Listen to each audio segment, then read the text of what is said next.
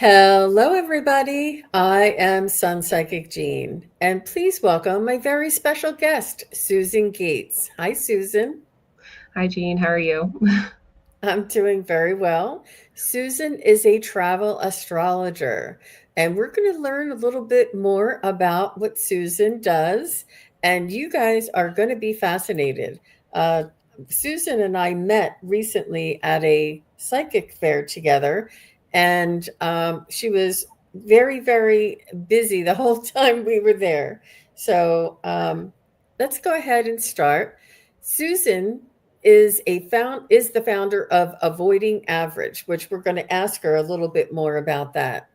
She is a travel astrologer and transformation coach who helps soul seekers align with their highest path through the art of astrocartography. And she'll tell us a little bit more about that and intentional travel. A certified life coach, life and soul coach, a breathwork instructor. She is an Akashic Records reader and a hypnotist. She's very fully experienced. So much diversity. I love this about you. She blends intuitive insight and with grounded wisdom to guide clients towards deep self integration. At the host of As the host of Avoiding Average podcast, she also has a podcast, you guys. She shares real conversation and tools for those craving more from life, which we all are. Her signature offering, a Soulo Pilgrimage, and it's Soulo, solo, is a transformational journey to a personally guided location designed to awaken, heal, and integrate your truest self. I think that's phenomenal. Just amazing. So unique.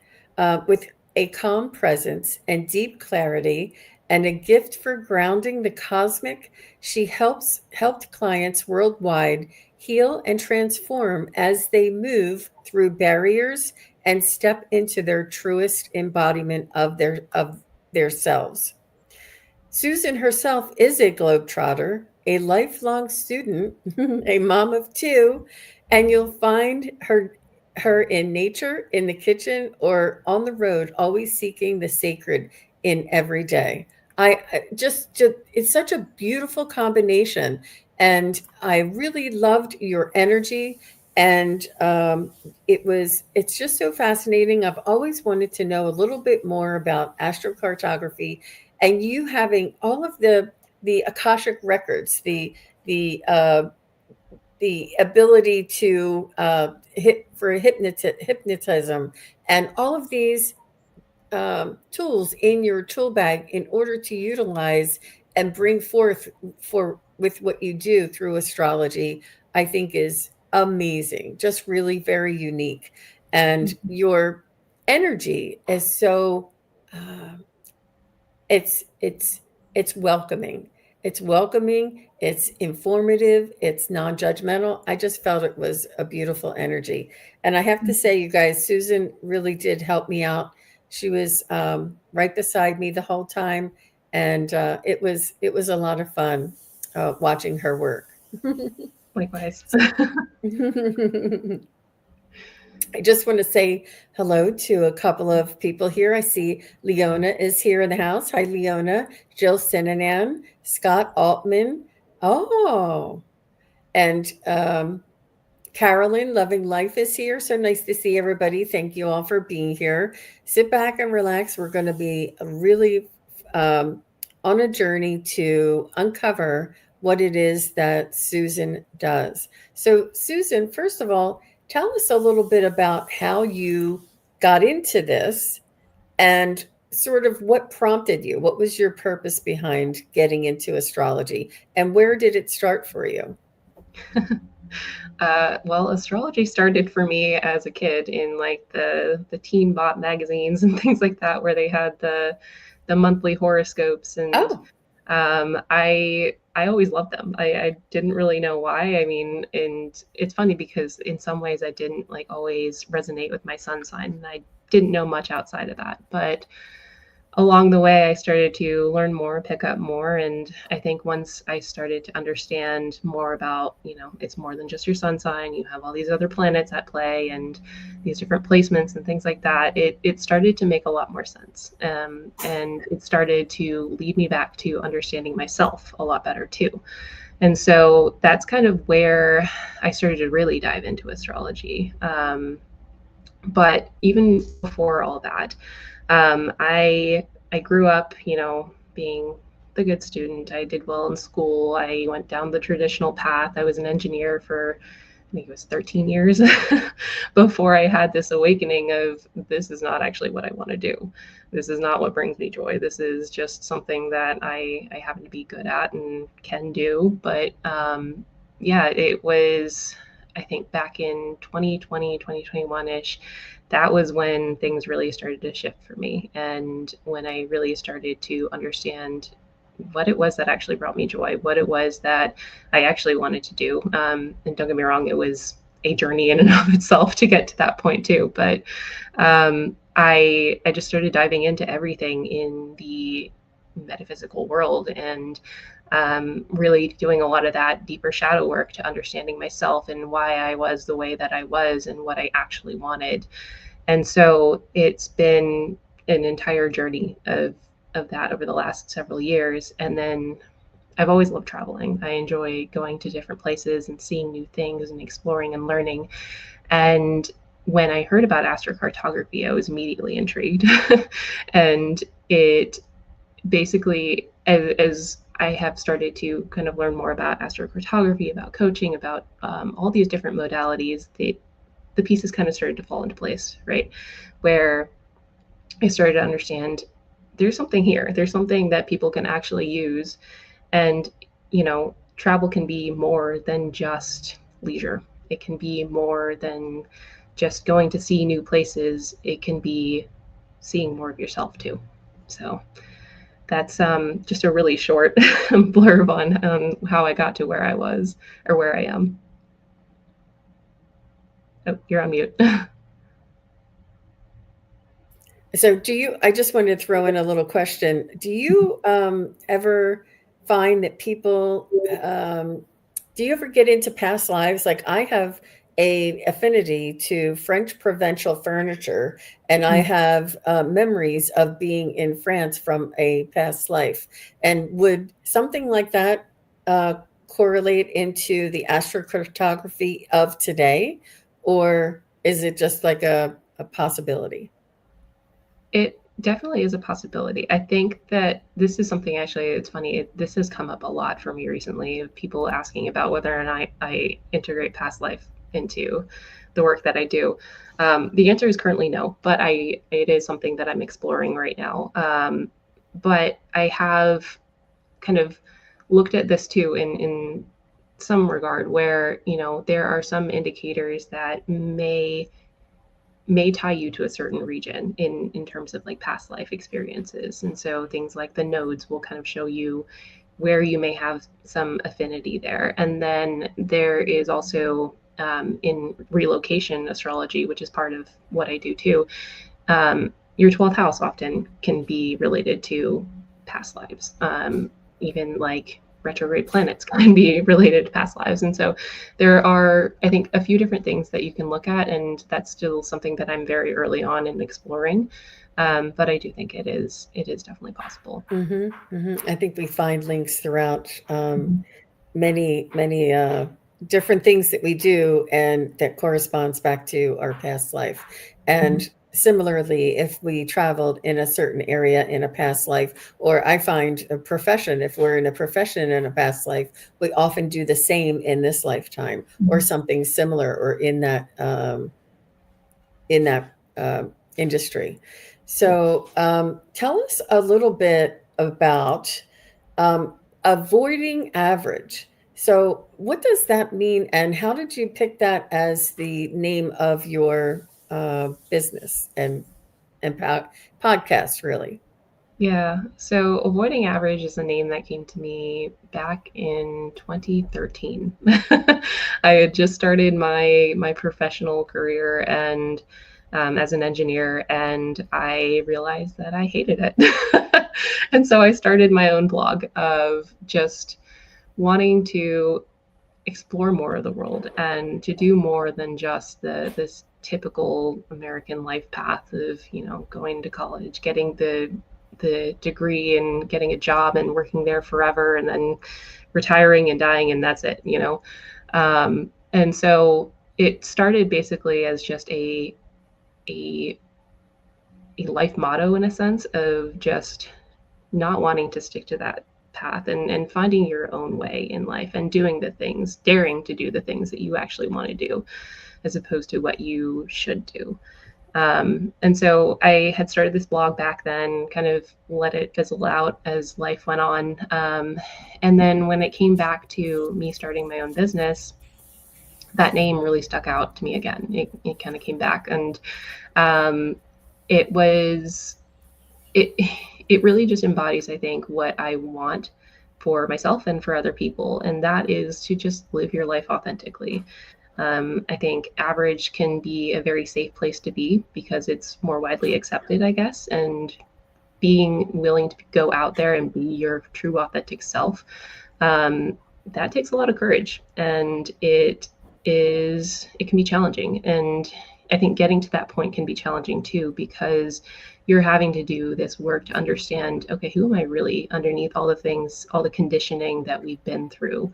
And yeah, so it felt very fitting for this, and Mm-hmm. it felt like it applied to in this sense too, because I think when people think of travel or astrology, it's not necessarily, the journey back home to yourself. It's about seeing the world. I mean, you can do that too, but I think that is one way, I guess, that I'm avoiding average with the travel industry.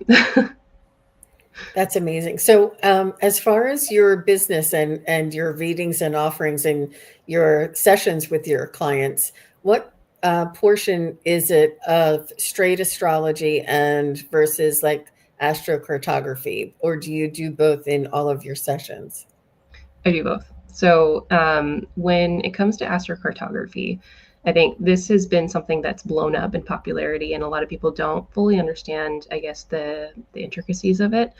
A lot of it is, I mean, it's all based on your birth chart, and so understanding your birth chart is the first step into being able to step into the astrocartography portion of it. Um, and so the way that I like to describe astrocartography is essentially your birth chart wrapped around the world. And so it is your essence in being expressed in different ways in different areas of the world. And so if you don't really understand, I guess, your own birth chart to begin with, then it's really hard to understand what is actually possible in other places. And so whenever I do my astrocartography readings, it starts out with a 30-minute natal chart review, just to kind of get the baseline of understanding, who you are, how you behave, these sort of themes, and what you're likely to experience, I guess, in other places when some of these planets get activated. Because each of your planets typically are making aspects to other planets, and so it's relational, right? Yeah. Mm-hmm. Mm-hmm. And so that's always what I start with, and then from there we dive into the map and to understand, okay, what are some of the key energies. Astrocartography is great because it's kind of like a shortcut tool to seeing your relocated chart. It shows you the key points, the angles of the chart. And so I don't know how familiar people are with astrology terms, but there are 4 angles in your chart: your ascendant, your IC, your descendant, and your midheaven. And those are considered to be sensitive points in your chart. And so if you have a planet close to that, that's going to be expressed more strongly in your life or wherever you are in the world. And so that's basically the basis of astrocartography. But you get a lot more detail if you start to kind of dive in deeper, and that includes like relocation charts where your entire chart shifts, so you can see what areas of life are being influenced wherever you are. So, would astrocartography tell us something about ourselves, even if we didn't plan on moving or traveling? Is there information in there about ourselves? Yeah, I think so. I think there is, like you had mentioned a little bit about, the past life thing. That's definitely a potential. I will not admit to be a pro at that quite yet, but I think there's also the potential to see, the types of people that you might get along better with, or the types of people that you may work really well with. I think there's the descendant lines, which represent other people in our lives. And so, for example, I mean, I was looking at this the other day, and I don't know how I missed this before, to be honest, but I met my husband on a North Node descendant line. And Oh, so, yeah. And so I think there's definitely potential to meet other people in other places or from other places that will influence you too. There's this whole concept of remote activations where you don't necessarily have to go to that place, but by interacting with the culture, the language, seeing it, hearing the music, interacting with people from there, you still get that energy or that energetic influence, and so it can make you feel a certain way. And so there's in astrology, there's things like transits that can influence how your chart plays out. There are people, like in synastry, where they might bring out certain aspects of you, and then there's travel, or the different locations that can bring out these different sides of you. And so, I think it's really just a combination of all those things, honestly. And so that's a whole nother rabbit hole to get down, though. mhm. So before we get into the charts, how much of what you offer, what you intuit, is your intuition, is your guidance, is your feeling into energetic frequencies about your client and what you're getting and what's on the paper? Like there is an interpretation and an energetic component that is outside of just the material that you're looking at and the client that's sitting here. There is an energetic frequency, and you are able to interpret and bring out what you feel it guided to bring up to the client. Is that part of your session? Yeah, it absolutely is. And honestly, I think when I began to do this, I don't know that I recognized that that was what was happening. It wasn't until after I got several confirmations where it was like, oh, wow, where did you get that from out of nowhere? And I'll give you an example. Like, there was this one person that I was working with where she didn't want to travel very far. She wanted to go maybe a 4 hour drive max. And so that kind of limited the scope of where she could actually go. And so when I was looking at a map, trying to figure out, okay, what's within 4 hours that could be potentially very helpful for her, I landed on a location. And when I brought it up to her, she was kind of shell shocked because this location was actually what kind of began her own spiritual awakening. Oh, It was the location of a company that she used to work for that basically silenced her, that shoved her into this closet of fear because of everything that they did. And that trip for her was kind of a reclamation of her own voice. And so it was really cool to see, I guess, that I knew nothing about this company. I didn't know where it was, or I knew a little bit of the backstory, but I didn't know that's where it was. And but that's the location that I chose. And so I think it's like these little synchronicities that kind of start to come up, and just trusting that what kind of calls to me in that moment is what's beneficial for them. So mm-hmm. So, one other thing I want to tell you about myself before we bring up the charts, you guys, is that earlier, I guess maybe in 2018, 16, 18, 17, somewhere around there, I was being guided.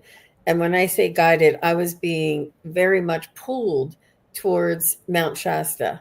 I was really, I just wanted to know everything about it. I would dream about it, think about it. I couldn't get enough information about it. And I've always wanted to go, and I never did. But I mm-hmm. felt this pull and this call at that time. Now, currently, it'd be nice to go, but I don't really feel that pull or that call. Would you say that's sort of like in my chart or astrology that may have been um, affecting what I was feeling at that time? Yeah, I think that's definitely a potential because um, much like, our birth chart is always going to be our birth chart, but then there's also that additional layer of transits and progressions where the energy kind of shifts throughout time, right? And so it could be that, that area of the world was being activated by the transits, by the progressions, and so that's why it felt especially strong. There may still be like a line there that is that may kind of draw you in a little bit too, or activate these parts of you, but it may not be as strong because it's not being activated by these transits. Great, wonderful. Well, do you want to get started with the charts? Yeah, let's do it. Okay. All right. Okay. Susan, what are we looking at here? Yeah, so we are looking at your birth chart. So, like I had mentioned, we always start with the birth chart, right? And just to understand what's going on, what is, as far as like your natal promise goes, right? And when I'm working with clients, and I guess the whole part of the Soulo Pilgrimage is really to understand maybe these shadowed aspects, these parts of you that aren't really seen or visibly seen in on a day-to-day basis. And so there are a few things that I like to look at, and that depends on placements in houses. It depends on the sign that certain planets are in, and other conditions. And so kind of immediately, some of the shadowed houses are, the 12th house, because that can represent the subconscious mind. It can represent isolation, loneliness, fear. It's that higher consciousness too. And so it's like initially, usually people who have 12th house placements, they have this. They have a lot of struggles earlier on in life. A lot of it tends to be mental health struggles and things like that. But then as you kind of start to unlock some of that through therapy, shadow work, those themes, then you start to see, you get to access some of those higher gifts. Like you have Jupiter sitting in your 12th house. That is awesome, especially for you as a psychic, right? You have that ability to really connect to the higher realms. But it probably wasn't always the easiest placement for you. And so depending on where you are in your life, it could be that there are different planets that may be more important to work with or more important to try to integrate. If I'd met you earlier on in life, I probably would have said, "Hey, let's take a look at that Jupiter line and see if we can try to bring that out." The other part of this is in an intercepted house, which means that there are no house cusp lines in Taurus, and so the energy of that Jupiter is a lot harder to access because you're not. It's kind of locked out in a sense, and so these are kind of just some of the themes that I like to look at is in the initial understanding, okay, what are some shadow themes in your life? Some are the things that you want to maybe try to pay more attention to in order to really step into the higher expression of those things. Because I think I'm trying to remember the exact Carl Jung quote, but I think it's every aspect of your psyche seeks external manifestation. Hmm. And if we think about the planets as parts of your psyche, in a sense, or different ways that your psyche is expressed, then that kind of makes sense that something that is shadowed is going to come up as external manifestations, either through other people that you meet or challenges that you have in your life and things like that, until you start to pay attention to it and integrate it and really understand the full potential that you carry within you. So um, that's kind of a quick little blurb, but that's just from one of the planets, right? And so, and we can take a look at other planets too. I mean, you have fourth house can often sometimes be a shadow, including your IC. Your IC represents your home, your roots, your family life. It can also represent ancestry. And so oftentimes when people have placements close to their IC, there can be some themes related to a lot of shadows that they carry. It may be that they don't fully recognize, that they carry some of those traits within themselves. Like for me personally, I have an Aries IC. I was very much independent to a fault, in a sense, like could not accept help, could not do this, and end up burning myself out, in a sense. And so I think by understanding maybe some of those energies too, it can help you integrate that so that you're not falling into those same traps or patterns that are kind of keeping you stuck. There's also the eighth house. So eighth house is another one of those shadowed houses where it represents death, rebirth, transformations. It represents all the occult. Astrology is kind of grouped in there too sometimes, and things like seeing the unseen. Right, the fact that you have a south node there represents that you probably have had past lives as a psychic, and that you are able to really channel that in once you maybe accept that and and can really step into that power and use that in order to help you in your pursuit of financial success in terms of possessions, abundance, and those themes. And so if again, if I met you when you're younger, maybe that would be something that we look at as nodal lines to see if we could kind of activate that part of you. Interesting. Yeah. You don't have a ton of planets that are in what I would call like in detriment or in fall. And so those are when a planet is in a house or a sign that it's not comfortable in, or that it kind of stifles the expression of that. I have a couple of those, and they have been a challenge for me. And so that's something where I would look at too, is like, hey, can we go to one of those places where you are maybe, I won't say forced, but you get more experience with being within that energy and being able to really understand and embody it so that you can bring that home with you, and so that it's not running the show from behind the scenes. I think the closest one that I'll say is like, Chiron. Chiron is the wounded healer. In some modern astrologers' views, Virgo is ruled by, or Chiron, excuse me, is ruled by Virgo. So that would put it in detriment in Pisces. And so, but this to me is like very much a healer position. It's in your 10th house of career and in Pisces too. And so it's like connecting to those higher realms and being able to help other people with maybe the things that they are sensing but don't quite have proof of. And so it's like it feels like you being acting as the psychic and helping them with these things is what helps them move on and heal too. So again, it's different, I guess, in depending on who you're talking to and where they are in their lives and what challenges they're facing. I think a lot of times people already kind of instinctively know where they want to go, and we can look at the energies in those places and understand, okay, what planets are at play and why is this significant in your own personal chart. Okay. So just like I said, I think that looking at Mount Shasta or that area, and also looking at France or like the French Riviera, I don't know why, like those types of things. Not why am I drawn to that, but I've always thought about it. I have gone to Greece, and that was just, it was eye-opening, and I came back a different person after Nice. going there, and all of the history, the historical, the where time began just really transformed me. So that would probably be something that I would assume a line would be on. But let's take a look. Let's Yeah. figure it out, everybody.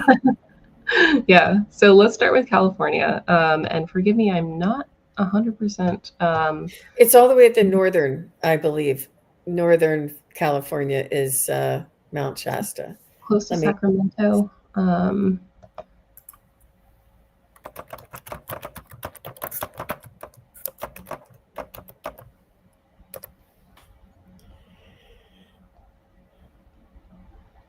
South of the Oregon-California border. Okay, so way up north. Okay. Yeah. Yeah, sometimes the cities don't populate on here as much as I would like. Okay, so when I'm looking at the astrocartography, let me see if I can zoom out a little bit actually, because this is, I'm gonna try to get everything. Okay.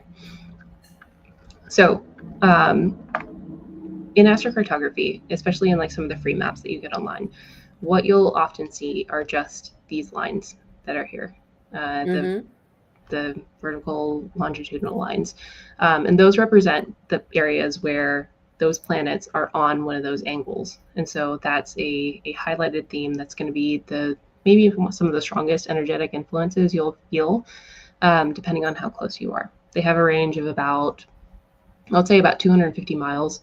Within it is where you'll feel it the most most strongly. And then you have all these other things too, where you see these horizontal lines. You may not see those on some of the free maps, and those are called parent lines. And they represent crossing points of those two lines. The crossing points extend all the way around the world at the same longitude or latitude. And those have a little bit less of an influence in terms of range, and that's about 70 miles. So when I'm looking at here, you have a nodal line on your midheaven and your IC going somewhat nearby. It's still probably within influence or within range. Is it towards the center or is it towards the coast? I think it's towards the coast, isn't it? Not so much. It's like right smack dab in the middle of both of those border lines of the coast, and it's in the middle of Okay. the border and the coast. Yeah. Okay. And yeah, maybe like 1/10 or 1/20th of the way down of that little square. Right about you got it right there. That does Right there. sound like that does Okay. look like mhm. Okay. Okay. So with that, then the closest line that you have is the Ceres midheaven. Ceres is not a planet that we see on some of the free maps, but it is a dwarf planet like Pluto is, and it represents basically how we nurture ourselves. With it being on your midheaven, I think the closer that you get to the line, specifically if you're on the west side of this line, what can kind of come off as like a very motherly energy, or even like grandmotherly. Like it's basically being able to take the charge in a way that is not. I think when we think of like leadership or things like that, it can kind of come off as like authoritarian, excuse me. Whereas Ceres is more of like a nurturing energy. And so I think that could be a really great place if that's something that you want to be, like a retreat leader or things like that. Those sort of themes feel very much supportive of that. The other part of it that I had mentioned is, which it's still within range, but it's not as strong as this nodal line. This is South Node, MC, and it always opposes the North Node, and so your North Node is on your IC. A North Node IC I would honestly kind of say is like a retirement place, usually depending on how it's placed in your chart. And the North Node MC is like you find your comfort there. You are able to do work pretty well, like, or whatever it is that you're working toward there. However, you're always going to kind of have this little pull of trying to find the balance between work and home life. But if you're a place in your life where you're looking to retire or something, then that could be a supportive place for that. But when we're looking at specifically Mount Shasta, which you said was like right about there, it's right here on this Neptune-Venus parent line, which is really funny because I was just on a Neptune-Venus parent line too. And for that one, it's really interesting because Neptune can represent, higher consciousness in itself, can represent creativity, but it can also represent illusions and some of the dissolution of boundaries and those sort of themes. I think especially with it being Venus, it feels very much like a rose-colored glasses kind of area, right? Where everything you see is shrouded in beauty. Like for me personally, I was in Saalbach, Austria, and that to me, I was just like enamored by the mountains and everything around me. And so it can kind of create this little love bubble, we'll call it, that you might feel while you're there. So just for clarity, is that longitudinal line just from my chart or is this for everybody? That's your chart. Just okay. All Yeah. right. Yeah. Interesting. So other people might go to Mount Shasta and not have that same impression or might not feel Okay. strongly about it. They could feel the complete opposite. I mean, it's a highly sought after location. That's why I was curious. Mhm. Mhm. Yeah, yeah, and I think it will resonate differently for different people. I'm curious. I want to see if there's anything else that kind of comes up here. Um, in addition to that, you have aspects, right? So in your chart, you have all the planets are kind of interacting with each other based on different aspects. And you can see that here too, where they will aspect an angle. And so that will highlight that planet in a sense too. Perhaps more in more positive or in more difficult ways, depending on the aspect. Here you actually have Mars trining your ascendant. I want to look real quick where your Mars is placed. It's in Cancer. Okay. Um, so Mars in Cancer, that's not his happy place. Mars, and I'm sorry I missed that earlier, but the Mars is actually in fall, and so it's probably one of the worst places for it to be. However, it does have its benefits. It can lend to a an ability to kind of move through life very intuitively. Like you make moves without really knowing why you did it, but it was for your better, for your good, right? And so what I see here with Mars trining your ascendant is you kind of get a lot of those intuitive aspects that come out a lot more in Mount Shasta. And so perhaps I'm trying to think of how that would actually transpire for you, but I think there's definitely a highlight of some of the better themes that come along with Mars and Cancer. This ability to really fight for people that are that you care about. That's one of the higher expressions of Mars and Cancer is being able to take a stand for the people that you love and really care for them. Even if you may struggle to do it for yourself sometimes, right? And so Mhm. um, going back to, I don't know if you've ever considered leading a retreat or something like that. That could be a good place for that in a sense. Yep. In Yep. in You know that you're where able to you're going to do bring more me. grounded. That's a Yep. great idea. Wow. So when you are in a session with somebody and they ask you about a particular spot, like they were thinking about going to Mount Shasta, and you bring them there and they're like, well, it sort of looks good, but it doesn't really do anything. Can you say, oh, but if you go here, like, can you bring it? Can you find the spot in the world where I can be like the highest version of myself? Like how would that come about? Yeah, I think some of that would come down to what exactly they're looking for, right? Mm, Because there are a million different lines and a million different places that we could look at, and several different ways that we could look at it too. But so I think some of it comes down to the intention. Like, what is it that you're really looking for? And or are you looking for more of a place where you can heal and integrate parts of yourself that may be holding you back? I think there are definitely places where it can be easier and definitely places where it can be more challenging.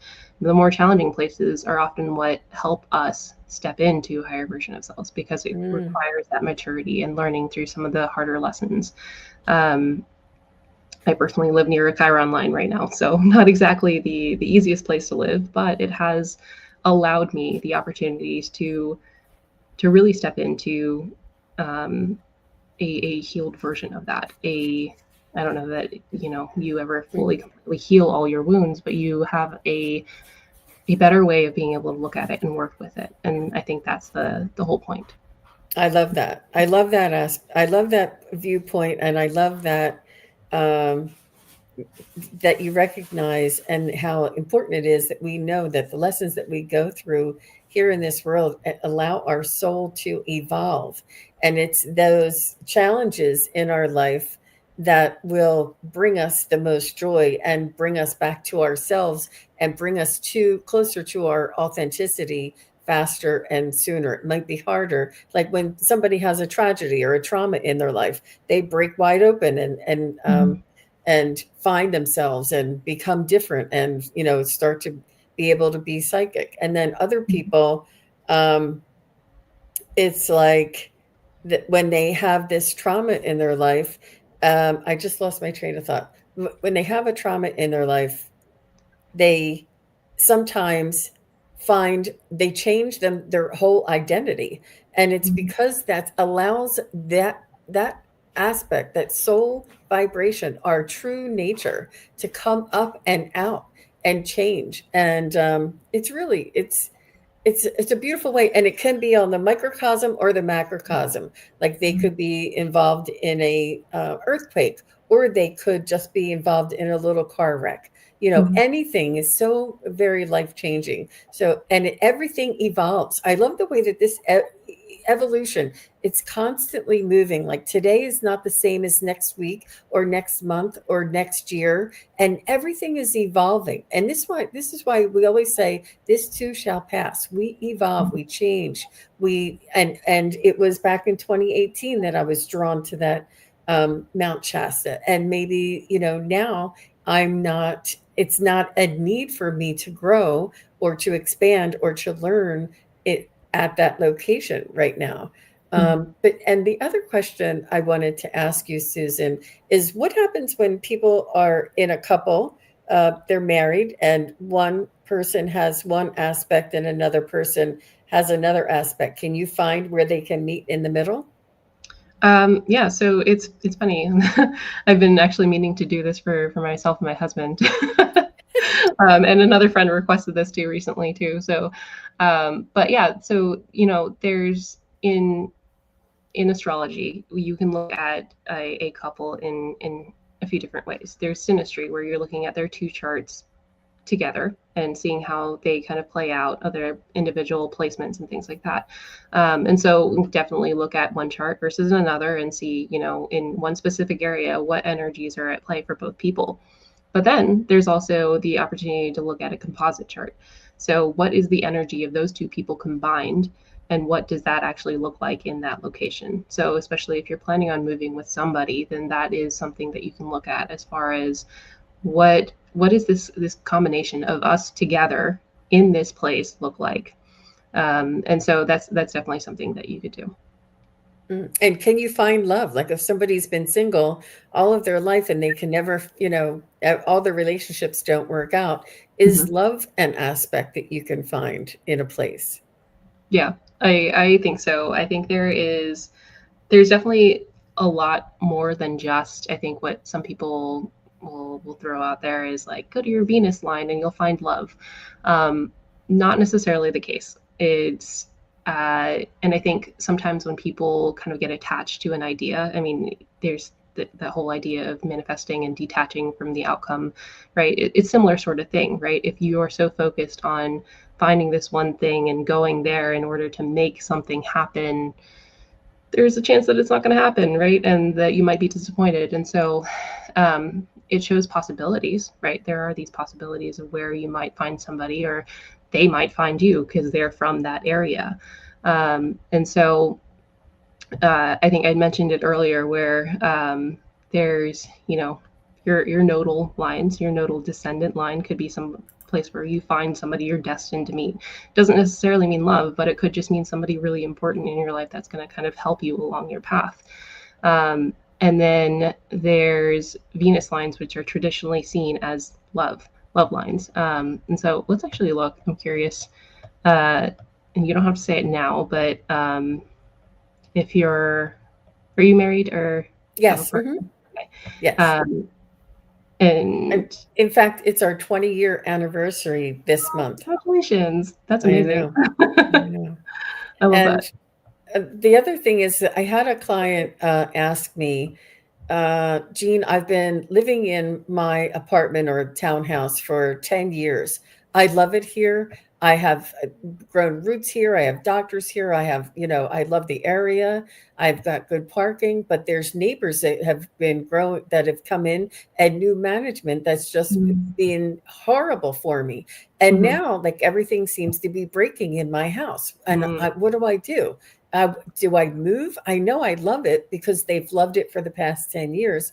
And Mm-hmm. I say that what my guidance that came through was, sometimes our spirit guides make us a little bit uncomfortable so that we do move and change and evolve. The same way as if you're in a job for 10 years or so, and then all of a sudden somebody buys the company, or you have a new manager, and it's unbearable to stay in that job. Yeah. Sometimes spirit guides, the universe, the energies are telling us it's time to move. It's time Mm-hmm. to change. And this is the way that they help us to make these decisions. Otherwise, we'd be a lump on a log for the duration.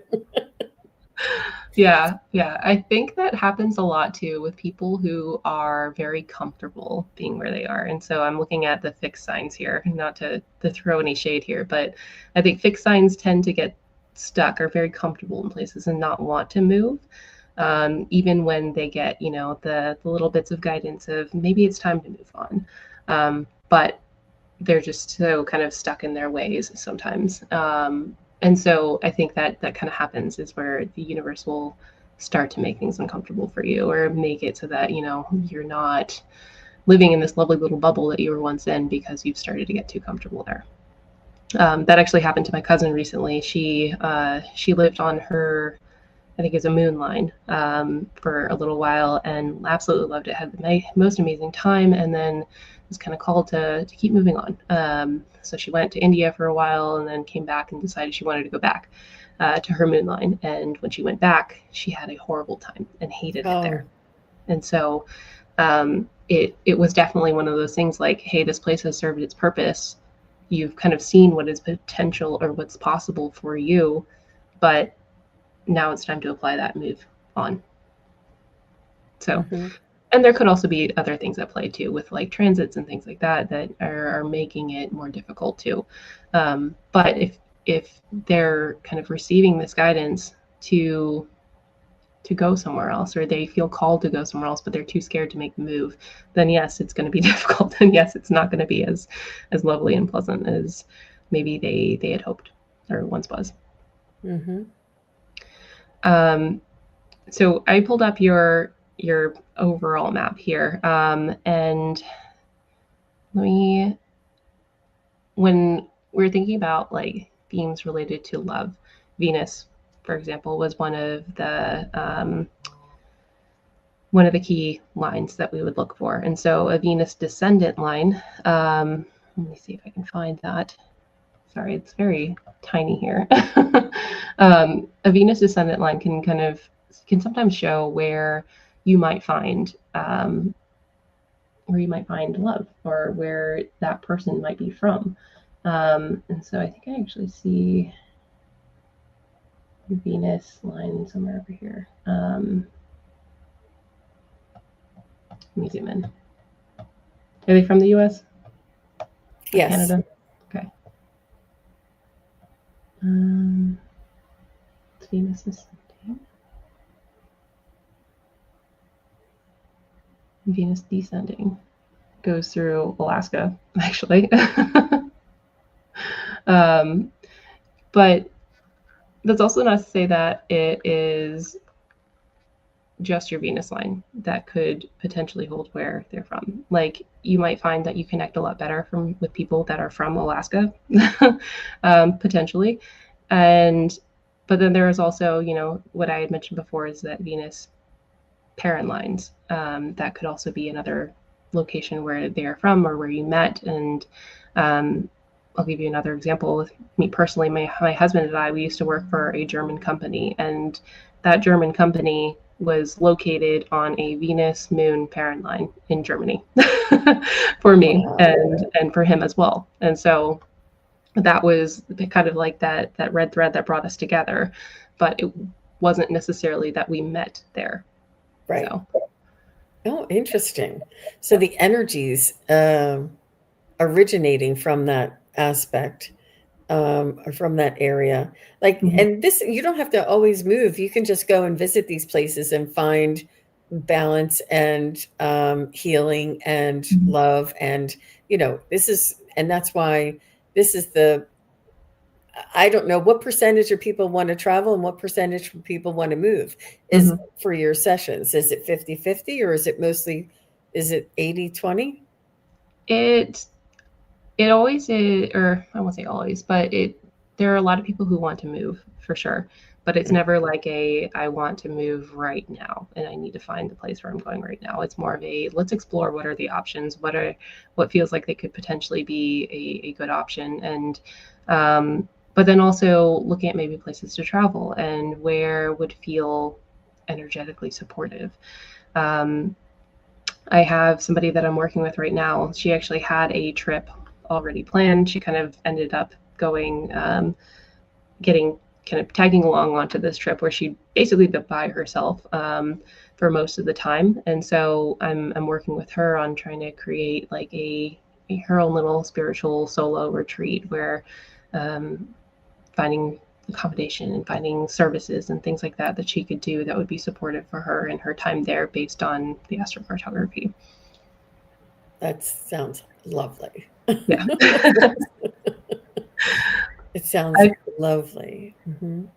yeah, I found a lot of healing in my own journeys, in my own travel in the world, and I think that, and I've done a few trips where I traveled alone, either going through a retreat where I didn't know anybody, or just going on by myself. And I think I think the one thing that it affords you is the ability to reflect a lot more, and reflect on maybe some of the experiences that you had. And I think that's a key part of really understanding yourself is being able to look at your experiences and understanding them and feeling into them and what they mean for you. And so that's kind of why I created this solo pilgrimage, is that it gives you that opportunity to do that, and gives you that chance to step away from the noise of your daily life and really tap into you through Hmm. astrocartography.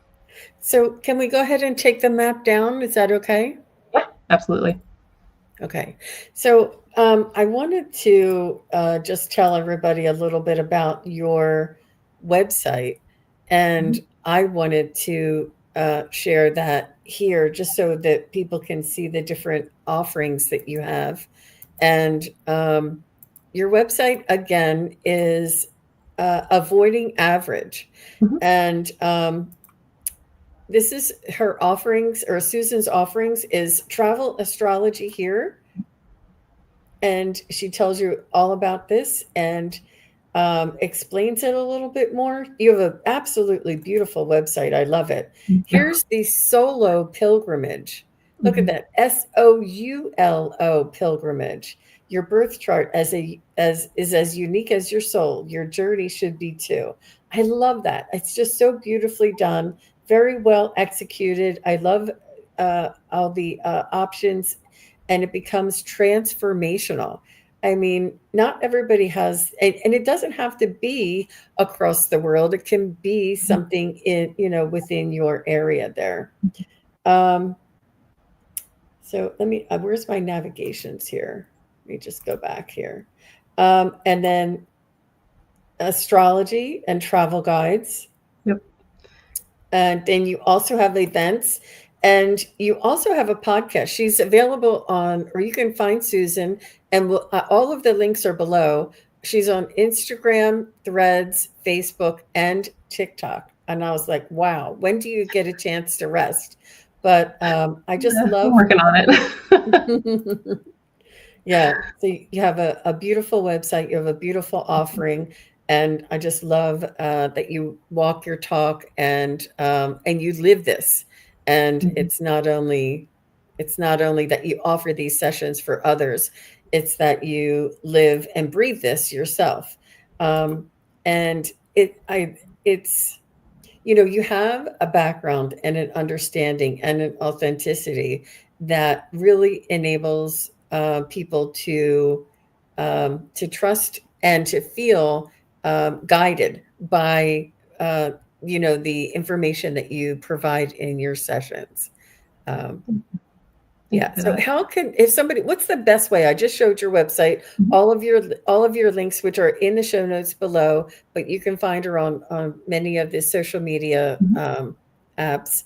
But what's the best way for somebody to contact you if they're interested in a session?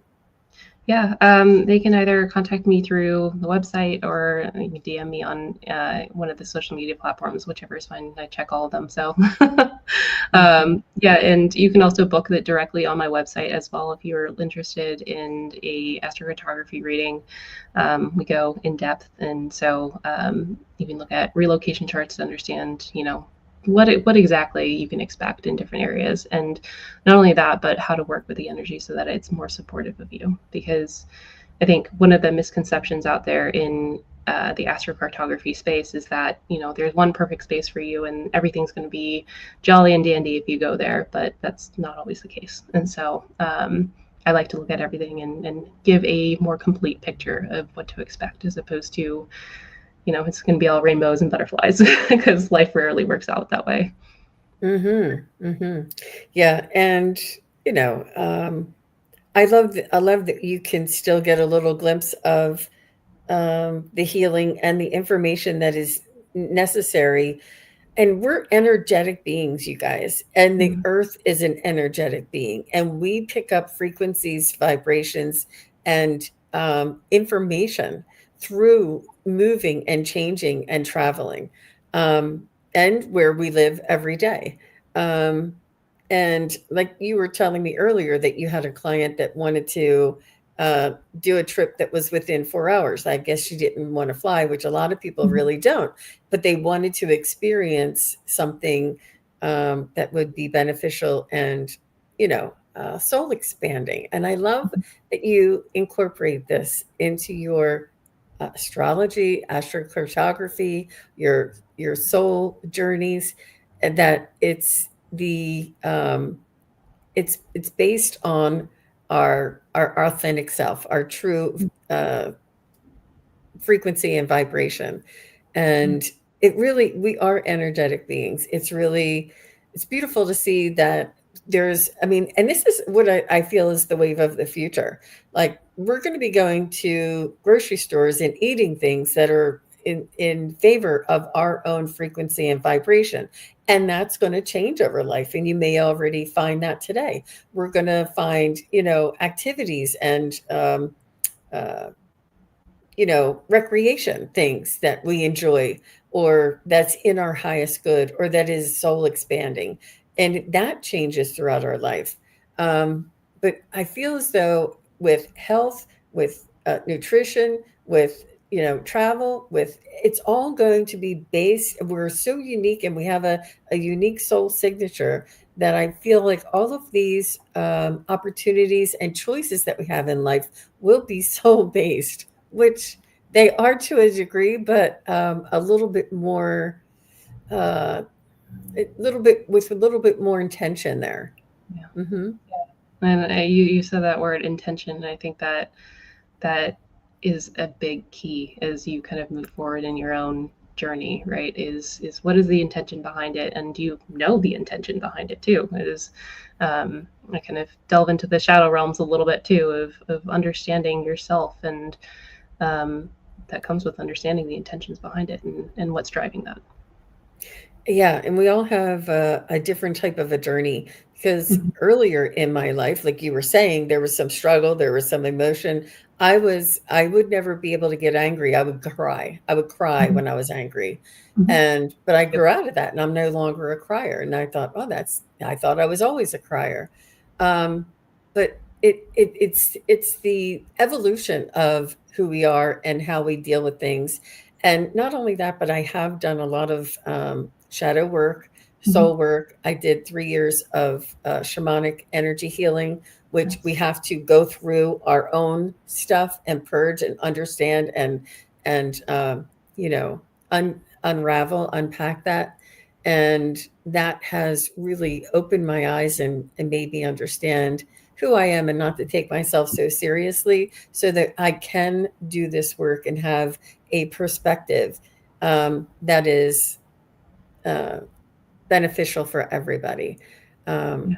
but it is an evolution, and I know a lot of people feel like they're stuck. A lot of people feel like, why is this always happening to me? But we're always evolving, we're always changing, we're always moving into something new, and it's that astrology that's always moving and changing. And I say that in some point in the future, there's going to be my guides have shown me that the astrological lineup, it moves this way and that way, and it reminds me of like a combination lock.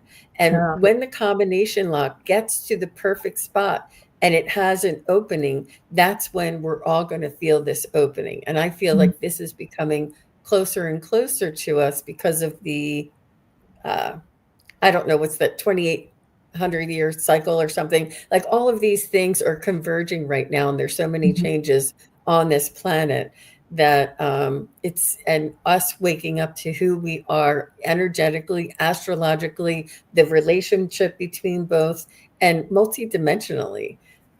It's just really so fascinating. It's really important to know some of the opportunities out there to get a session to understand a little bit more about ourselves. If you've been to a psychic and you've been to, whatever, a Reiki person, and you want to find out more about yourself and, about where you live and where you would like to visit. I think that Susan has an offering that is just very inspiring to me. So, mhm. Susan, Thank do you. you have anything that you would like to say before we go? No, I don't think so. I think we covered a lot already, and so. But if anyone has any questions or anything like that, please feel free to reach out to me. I love talking about astrocartography, and I love talking about travel, and so I would love to help anyone who's on this journey. Wonderful. Well, thank you again for your time, for sharing with us what you do and how you do it. And I'm just so excited that this is the wave of the future, and I can see it already. Us, finding our unique uh, synergy with everything that we do. Yeah, Yeah. likewise. All All right, right. thank Thanks a you so lot, much. everybody. And we'll see you again soon. I will be back this afternoon. I have Kelly from Cali Healer coming back, and we're going to be talking about crystals today. And then at 3:30 Eastern, I'll be back with Wisdom Seeker Joan and Terry Suzuki from Kigaru Spiritual Journeys. So come on back and see me today. I have a full schedule. Thanks again, Susan. I really appreciated having you here with us. Likewise, thank you. All right. I can't get to my thing. I don't know why that's not moving. All right. Goodbye, everybody. Take care.